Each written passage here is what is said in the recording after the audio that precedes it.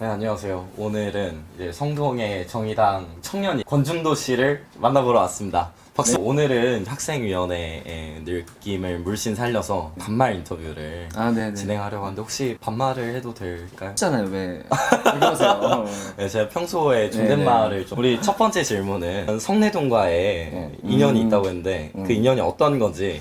정확히 말하면 나는 그 둔촌동에서 오래 살았어. 재개발이 되면서 성내동으로 쫓겨나왔고, 성내동에서 산지는 4, 5년 되나? 그래서 이거는 항상 우리 모두의 관심사인 것 같은데 이름이 중도야. 근데 여기는 중도 정당 아니란 말이지. 안철수에 대한 준비가 있었던 것인가, 어떤 이 중도가 어떤 의미인지 좀 얘기를 들어봐야 될 것 같은데. 그 부모님의 큰 그림일지 모르겠는데 크게 뭐 이름 가지고 이럴 건 없었고, 오히려 좀 다른 사람들보다 좀 이름이 좀 특이하다, 그래서 좀 평범했으면 좋겠다 이런 생각이 있었는데, 대학 와서부터는 이제 중앙도서관이 있다 보니까 오히려 도서관이라는 별명으로 좀 많이 불렸던 게 있었던 거고, 이거를 나도 성준이가 질문한 것처럼 우리가 얘기하는 그 중도라는 의미로 생각해 본 적은 없었던 것 같아. 다른 의미로. 근데 오히려 지역 운동을 하면서 가끔씩 나이 많은 형님들 50대 60대 형님들 같은 경우가 막 놀리면서 중도 우파 아니냐고 막. 다음으로 청년을 어? 팝니다. 근데 청년을 판다라는 슬로건이 상당히 좀 인상적인 것 같은데 청년을 왜 판다는 건지, 청년을 어떻게 판다는 건지, 왜 이유 구호가 나왔는지 좀 궁금해요. 청년을 그렇게 계속 대상화하고 강조하는 게 나는 좀 솔직히 청년팔이 하는 것 같아서 좀 부담스럽다. 안 했으면 좋겠다 라고 이제 얘기를 했더니, 이제 나왔던 얘기들이 그럴 거면은 왜 청년팔이가 문제인지를 이야기하고 우리가 제대로 팔겠다고 얘기하면 안 되겠냐, 그럴까? 해가지고 등록금이 너무 높아. 지금 등록금 문제가 엄청 심각하잖아. 그리고 고등학교에서 대학교에 진학하는 학생들 비율이 약 70%가 넘어. 사실상 일반 교육이라고 부를 수도 있는 심각한 상황인데, 이 등록금에 대한 해결책이나 방향성이 있는지. 오히려 나는 지금이 그 등록금 문제가 그 대학교에서 핵심적인 문제인가는 약간 좀 고민이 들기는 해. 지금은 오히려 그 등록금이 높은 거는 모두가 알고 되게 문제라는 건 있지만은, 대학교 자체를 들어올 수 있나? 대학교를 들어올 수 있는가? 난 그 문제가 더 중요하지 않을까. 이미 중고등학교 때 받는 교육에서부터 격차가 달라지고 불공정의 문제들이 계속 이슈가 되었던 거잖아. 오히려 그게 더 중요한 문제가 아닐까. 그럼에도 불구하고 이 등록금 문제도 되게 심각하지. 실제로 교육에 투자되는 비용보다도 이 몸집 불리기의 형태에 가깝다는 생각이 들어서, 그래서 실질적으로 학생들이 내는 등록금으로 그만큼 교육을 받을 수 있는가 하면 이런 것에 대한 더 확실한 감사와 그런 규제가 필요하지 않을까 생각이 들고, 그리고 등록금 총액을 보니까 한 1년에 한 15조 원 정도가 들어가는 것 같더라고. 그 중에 이제 장학금의 영역이 한 3.5조. 그러니까 실질적으로 학생들이 부담하는 비용은 한 11.5조 정도인데, 그 반값 등록금이라고 하면 얼마죠? 1.5 나누기 2 하면? 11.5 나누기 네, 6.75죠. 5.75. 이 편집하지 말고 살려주십시오. 네. 5.75조인데, 그러니까 대략 6조 원 정도라고 한다면은, 우리 당에서 지금 걸고 있는 그 청년 기초 자산제 같은 경우가 올해 들어가는 예산이, 1년에 들어가는 예산이 14조야. 충분히 할 수 있지. 이것만 해결해도 사실 되게 많은 부분이 나아지잖아. 그걸 직접 내는 학생들에게는 내가 아르바이트를 하나 덜 해도 되고, 아니면은 어떤 사회 참여라든지 그렇게 남는 시간이 결국에는 어떤 사회에 도움이 되는 방향으로 나아간다고 생각이 들거든. 충분히 가능하고, 핵심은 그런 거겠지. 그러니까 결국에는 예산이 뭐 1년에 500조 원이라는 국가 예산이 있다고 하면은 어디에 투여할 것인가, 어디가 우선인가. 그 문제가 핵심이지 않을까 싶어. 대학생들의 반값 등록금 문제도 앞순번으로 가야 한다. 단지 비싸니까 내려준다로 끝나는 게 아니라, 왜 중요한가? 플러스 이게 내려가게 됐을 때 학생들이 더 시간들을 어떻게 윤택하게 할 것이고, 이게 어떻게 사회적으로 더 수 있는 요소가 될 수 있을 것인가에 대한 이야기들을 하면서 순번 계속 땡겨야 한다.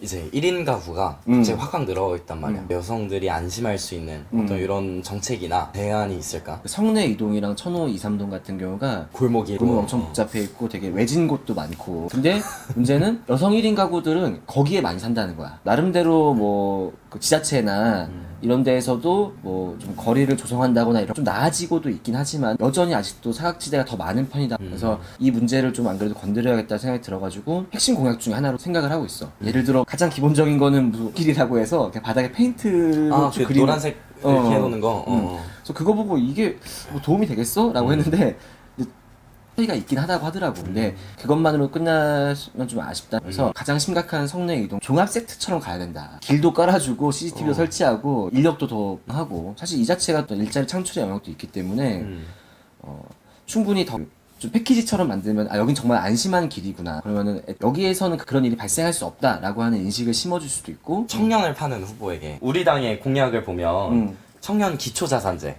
주거수당, 학자금 대출 이자율이나 비례대표 순번만 봐도 1, 2번이 청년이야. 이건 그때 자유한국당과 민주당은 한다고 했지만 안 해. 실제로 청년이 없잖아. 아무리 봐도 정의당의 이번 키워드는 청년인 것 같아. 중도가 정의당의 청년 공약들 중에 가장 좋아하는 거. 요거는 좀 됐으면 좋겠다. 해 공약이 어떤 건지. 청년 주거수당 당에서도 20만 원이라고 발표를 했는데 이 공약이 너무 좋아서 우리는 30만 원이라고 30만 원 하겠다라고. 왜 이게 되게 중요하다고 생각을 했냐면은 기초자산제 같은 경우도 이걸 통해서 장기적으로 바꿀 수 있는 게 많다고 생각을 해.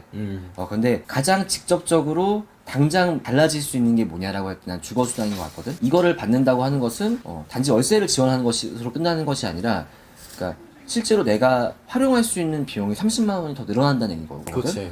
내가 아르바이트 하나를 덜 해도 된다는 이야기인 거야. 그때 남는 시간이라든지 아니면 그런 비용을 청년들은 충분히 더 생산적으로 많이 활용할 수 있다. 그만큼 시간이 확보된다는 것은 당장에 우리가 바뀔 수 있는 청년의 삶을 바꿀 수 있는 되게 중요한 부분이다. 그리고 이게 예산이 많이 들어가지 않아. 20만 원씩 지원한다고 하면 대략 한 2조 원 정도 투여하는 것에 비해서 되게 훨씬 많은 효과를 볼 수 있는 게 이 공약이다. 이제 우리 중도가 배지를 달게 되면 바리버냐? 1호 바리버만 뭘로 생각하고 있어? 프리랜서로 이제 웹 디자인과 그 출판 디자인 일을 하고 있는데 좀 잘해. 혹시 일거리에 연락 주십시오. 그래서 이제 대표적으로 플랫폼 노동을 제일 중요하게 생각하는 이유 중에 하나가 이제는 사용자와 뭐 근로자 뭐 이런 식의 형태가 아니라 개인과 개인의 어떤 특수고용 형태로 얘기를 많이 하고 있잖아. 지금은 대표적으로 배달에 대한 이야기를 많이 하지만 나중에는 모든 영역에서 이렇게 더 나아갈 거라는 생각이 들고 있거든. 실제로 내가 일하고 있는 출판이나 웹 디자인 영역에서도 이런 플랫폼을 통해서 하는 게 되게 많아. 사용자들의 편리성 만들어가는 점에서는 되게 긍정적이라고 보는데, 누군가는 아무것도 하지 않고 거기서 수수료를 챙겨 먹고 이런 노동의 형태가 많아지게 됐을 때 이 흐름을 막을 수는 없다. 다만 여기서 이들의 권리를 보장하는 게 중요하겠다. 그래서 플랫폼 노동자들을 보호하는 법안들 같은 걸 좀 만들고 싶다는 생각이 들어. 기본 뭐 마지막 질문.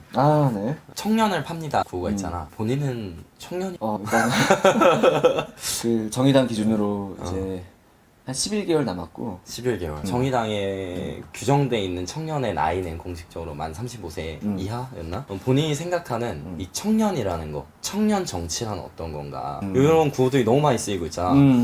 그리고 또 어떤 이런 구호에 대한 생각과 이걸 어떻게 보는지, 본인이 생각하는 진짜 청년 정치라는 건 어떤 건지 청년을 파는 후보가 좀 얘기를 해줄 수 있지 않을까? 지금 뭐 청년이 중요하다 하면서 영입을 하기도 하고 전반적으로 이제 뭐 세대가 교체돼야 된다 이런 얘기를 하는데 거짓말이고 이제 그러니까 약간 기계적이란 느낌을 많이 가지고 있어. 그냥 청년 그러니까 젊은 사람들이 이제 해야 된다. 이런 개념이 좀 가깝다고 생각을 하는데, 청년 뭐 사회적 차별의 문제 등이 기존에도 존재하지만 또 되게 특수한 형태로 자리 잡혀 있다. 이런 요소의 그 특징은 정말 벗어나기가 어렵다라는 거. 너무 복합적으로 그물처럼 엮여있는 그런 불평등들. 이 고리를 풀어가는 것이 나는 청년 정치가 아닐까.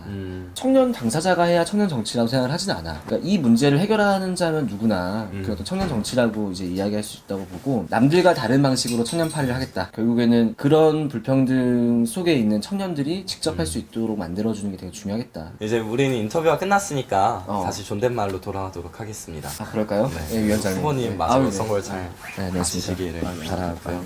오늘 인터뷰 인사드리면서 끝내면 될 것 같아요. 한마디 해주시죠. 끝까지 봐주셔서 너무 감사드리고, 보시는 분들도 이쪽에 관심이 있는 청년 당원들, 청년들이 아니실까 싶습니다. 함께 이 답을 찾아가고 함께 만들어가는 그런 주체가 되어주시길 바라고요. 유튜브에서 성내동 청년 건실을 검색해서 꼭 구독과 좋아요로 해주시고, 웹 디자이너라고 들었습니다. 여러 공간을 통해서 소통을 많이 함께 하고 싶습니다. 감사합니다. 감사합니다.